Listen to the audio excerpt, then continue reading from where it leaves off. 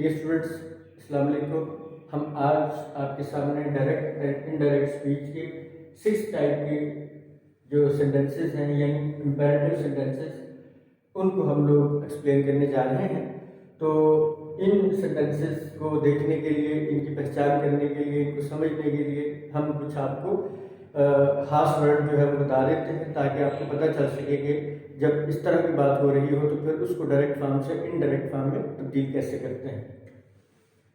देखिए, इसमें आप जब ये सेंस आएंगे, कोई शख्स किसी को ऑर्डर कर रहा है, कोई किसी से रिक्वेस्ट कर रहा है, या कोई किसी को मना कर रहा है, फॉरबिड मना कर रहा है, या किसी को धमकी दे रहा है, या किसी को कोई सजेशन दे रहा है।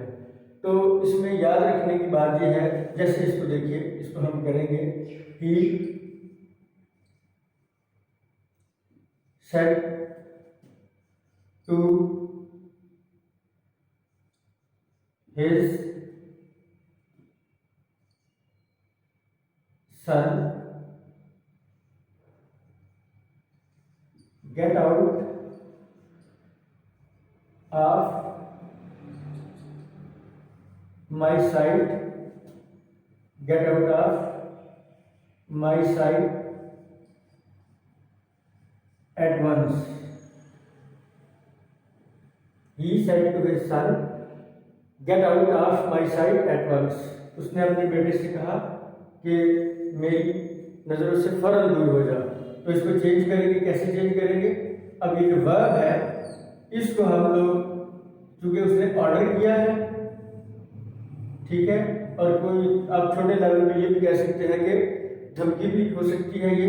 तो ऑर्डर किया है उसने, तो he order his son to, अब इन्वर्टेड कामों को हम रिप्लेस किससे करेंगे? टू से।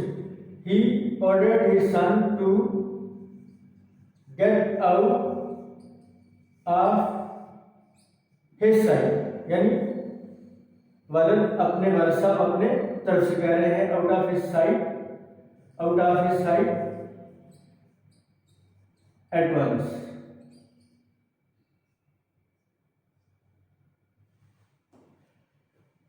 तो आप देखिए, इसमें जब ये सेंस आ जाए कि ऑर्डर किया जा रहा है, तो आपने वर्ब को ऑर्डर में तब्दील कर देना है, और इन्वर्टेड कामों की जगह पे आपने दोनों जो क्लासेस हैं उनको मिलाने के लिए आपने जो प्रेपोजिशन इस्तेमाल करनी है वो कौन सी इस्तेमाल करनी है? टू इस्तेमाल करनी है। इसी तरीके से देखिए, रिक्वेस्ट फॉर्म को देखिए, she said please escort me to hospital. अब जब प्लीज आ जाए तो फिर डेफिनेटली इसमें क्या किया गया है? रिक्वेस्ट की गई है। तो फिर हम इसके वर्ब को किससे चेंज करेंगे? She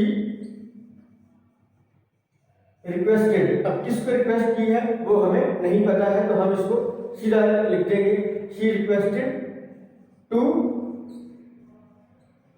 escort her. उसको अस्पताल लेने की बात हो रही है, तो she requested to escort her to hospital.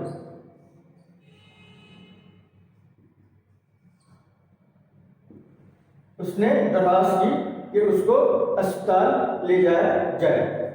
अब तीसरी जो है वो देखिए,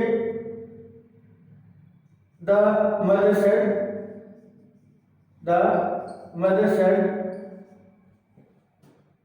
टू मी। चलिए इस तरह कर लेते हैं, डोंट गो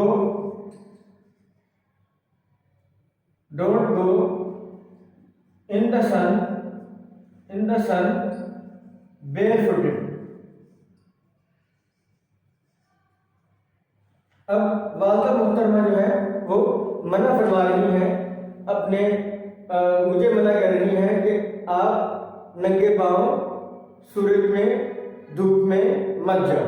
तो क्या लिखेंगे, अब इस वर्ब को किससे चेंज करेंगे, मना करने में, यानी फॉरबिड। द मदर फॉरबिड, क्योंकि ये पास्ट टेंस है तो इसलिए क्या हो जाएगा, फॉरबिड मी, मुझे मना किया, forbid me to go.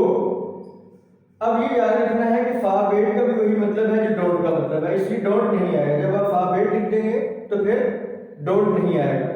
The mother forbid me to go in the सन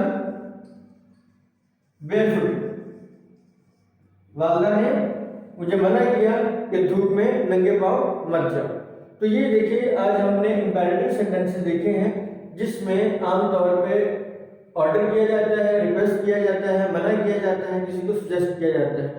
तो सुजेस्शन वाले सेंटेंसेस या थ्रेटन वाले सेंटेंसेस जो हैं वो भी बिल्कुल इसी तरह से किए जाते हैं, लेकिन वो बहुत आम तौर पे इस लेवल पे बहुत कम डिस्कस किए जाते हैं, इसलिए हमने उनको इनमें फिलहाल नहीं रखा है।